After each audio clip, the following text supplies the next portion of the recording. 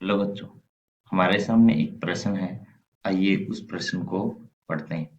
प्रश्न है, herbarium sheet बनाने से संबंधित नीचे दिए गए कथनों का अध्ययन कीजिए।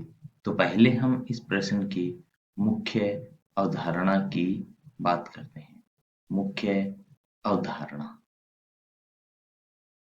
इस प्रश्न की जो मुख्य अवधारणा है वो है हर्बेरियम शीट।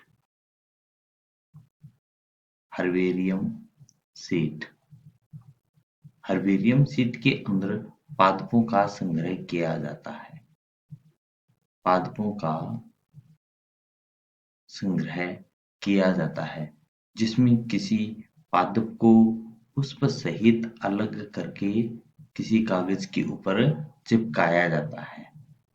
पुष्प सहित पादप को अलग करके उसको चिपकाया जाता है।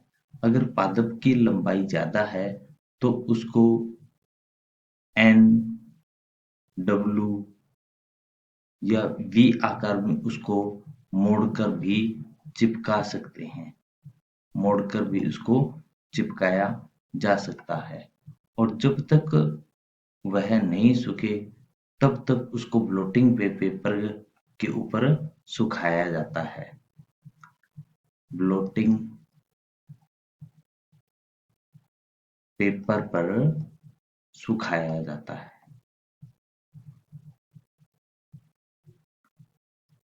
और जिस पेपर के ऊपर किसी पादप को सुखाया जाता है उसके नीचे की तरफ उसका वर्गीकरण लिखा हुआ होता है। वर्गीकरण लिखा हुआ होता है।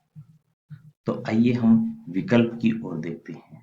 विकल्प ये है, पौधे फूल आने वाली स्थिति में संग्रहित करना चाहिए।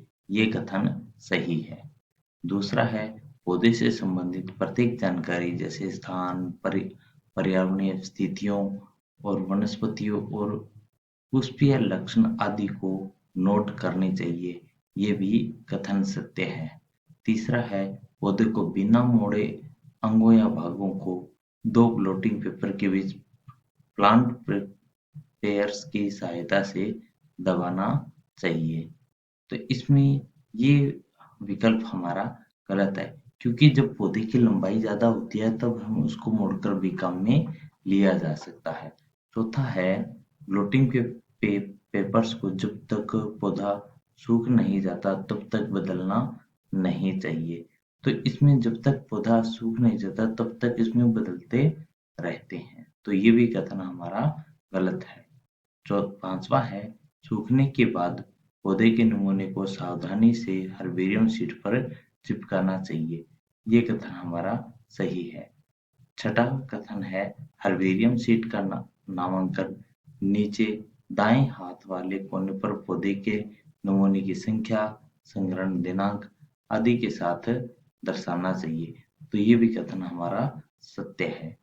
तो इसमें पूछा गया है कि निम्न में से कौन सा कथन सही नहीं है। तो इसमें जो अपने दो कथन वो गलत है। एक तीसरा और एक चौथा कथन, ये दो कथन गलत है। तो इसमें विकल्प डी के अंदर तीसरा और चौथा कथन दे रखा है। तो हमारा सही उत्तर है विकल्प डी। आशा है आपको ये प्रश्न समझ में आया होगा। धन्यवाद।